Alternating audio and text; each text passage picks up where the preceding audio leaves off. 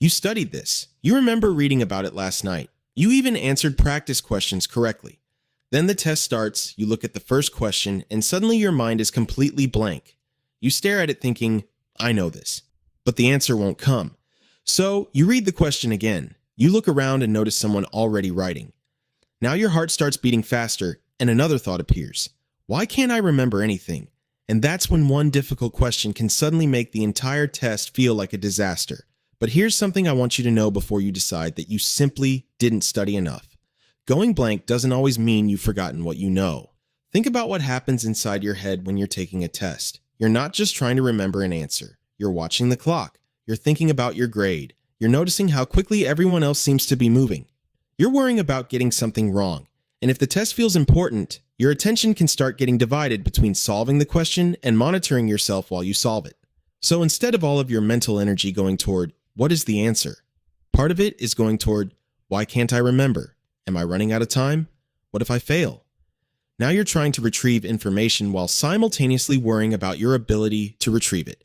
That's a terrible environment for clear thinking. And this is where I think a lot of students accidentally make the situation worse. You get one question you can't answer immediately, and instead of thinking, I'll come back to this, your brain turns it into a prediction about the entire test. I don't know this. I must have forgotten everything. Then you look at the next question already expecting another blank. You start searching your memory harder. You get frustrated because the answer still isn't appearing. And now you're not only struggling with the question, you're reacting to the fact that you're struggling. So if this happens to you, try not to turn one moment of uncertainty into a conclusion about the entire exam. One question you can't answer right now is just one question. It isn't evidence that you've forgotten everything. So what should you actually do when it happens? First, don't sit there trying to force the answer out of your brain for 5 minutes. Take a breath and tell yourself, I don't need the whole answer right now. I just need the next thing I know. If you're genuinely stuck, move on. Find a question you can answer and start there. Give your brain something familiar to work with. Then come back to the difficult question later.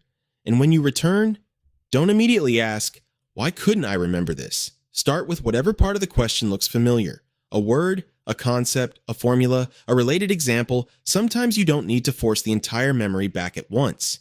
You just need to give your brain a path toward it. And you've probably experienced what happens afterward. You walk out of the test, you're talking to someone, and suddenly the answer comes to you. Oh my God, I knew that. And you're frustrated because now the information feels obvious. That moment is important. It reminds you that knowing something and being able to retrieve it under pressure aren't always the same experience. So the next time your mind goes blank during a test, don't immediately tell yourself, I'm not prepared, I'm bad at this, I'm going to fail. Give yourself a little room, move forward, come back. Let your brain work without turning every blank moment into a crisis. You don't have to prove that you know everything in the first 30 seconds. You just have to give your brain a chance to find what it already knows.